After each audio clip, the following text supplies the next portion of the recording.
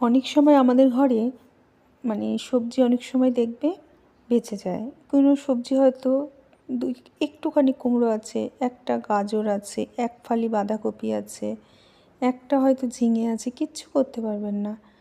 যা করতে চাইবেন কিছুই হয়তো হবে না। কিন্তু এইভাবে যদি একটা সবজি রান্না করে ফেলেন তাহলে কিন্তু সবকটা সবজি ভীষণভাবে ইউজ হয়ে যাবে, খেতেও খুব ভালো লাগবে। আমি আজকে যেইভাবে সবজিটা দেখাচ্ছি আপনারা এইভাবে রান্না করতে পারেন।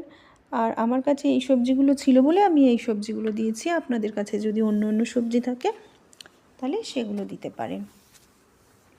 আমার কাছে একটু কুমড়ো, একটু গাঁটি, তারপরে বাঁধাকপি, অল্প একটু বাঁধাকপি দেখছিলাম পড়েছিল, তারপরে একটা ঝিঙে পড়েছিল, বেগুন ছিল 2-3টে, কিন্তু একটা বেগুনই তখন দিয়েছি।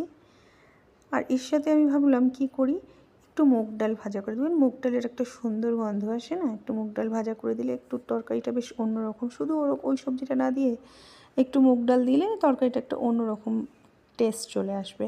আর ঘরে যদি কখনো ছোলা ভেজানো থাকে ওটা দিতে পারতেন, বা আর কি বড়ি থাকলেও দিতে পারবেন।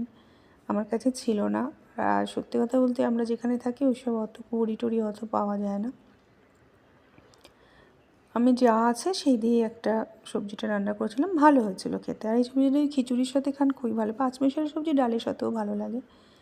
যাই হোক, আমি তেল গরম করে তার ভেতরে একটু গরম মশলা বলছি, একটু 5 ফোড়ন দিয়ে দিয়েছি, একটু শুকনো লঙ্কা, কাঁচা লঙ্কা ফোড়ন দিয়েছি, তেজপাতা থাকলে তেজপাতাও দেবেন, ভালো লাগবে খেতে।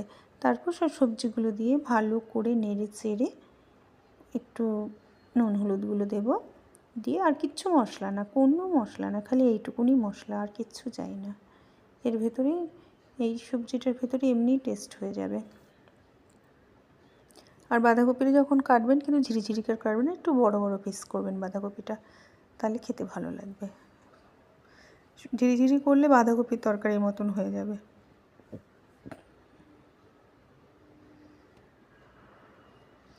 এমনিভাবে ভালো করে নেড়ে নেব। নেড়ে কী করব, একটু ঢাকা চাপা দিয়ে রেখে দেবো। এখন কিন্তু ডালটা দেবো না। ডালটা আমি ভেজে নিয়েছি একটু লাল লাল করে। ডালটা অবশ্য করে লাল করে ভাজবে না, সাদা ডাল একদমই ভাজবেন না, তাহলে ডাল গলে পুরো ডাল হয়ে যাবে।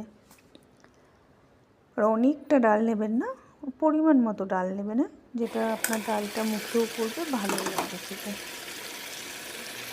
এইভাবে আমি ডালটা দিয়ে দেবো। এইবার হচ্ছে তরকারিটা একদম সেদ্ধ হয়ে গেছে। ডালটা কিন্তু আমি সেদ্ধ করবো, যেটা আমার মুখে পড়বে, ভালো লাগবে খেতে। এরপরে আমি একটু চাপা দিয়ে রেখে দেবো। ডালটাও আমার গলে যাবে, সব কিছু সুন্দরভাবে মিক্সড হয়ে যাবে। চিনি নুন যা দেওয়ার দিয়ে দেবেন। নুন যদি বেশি চিনি যদি একটু বেশি খান দিতে পারেন। এসব সবজিতে একটু চিনি বেশি থাকলে ভালোই লাগে খেতে।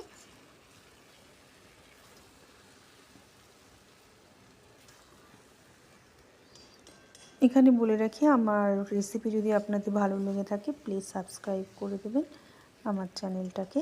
আমার চ্যানেল বুলবুলস রান্নাবাটি। আর যদি ফেসবুক পেজ থেকে দেখে থাকেন অবশ্য করেই ফলো করে দেবেন। থ্যাংক ইউ আমার সাথে থাকার জন্য। আপনারা যে এতক্ষণ ধরে আমার ভিডিওটা আপনারা দেখছেন। আর যদি আপনারা অন্য কোনো জায়গা থেকে দেখে থাকেন তাহলে প্লিজ আমাকে একটা মেসেজ করবেন আপনারা কে কোথা থেকে দেখছেন। আর আমার রেসিপিটা তৈরি হয়ে গেল। সবজিটা পুরো সার্ভ করার জন্য রেডি। মসুর ডালের সাথে খেতে পারেন, শুধু শুধু খেতে পারেন, ভাতের সাথে, খিচুড়ির সাথে, যা মনে হবে সবার সাথে খেতে পারবেন। তাহলে চলুন আজকে আসছি, আবার নতুন রেসিপি নিয়ে আপনাদের কাছে আসবো। টাটা।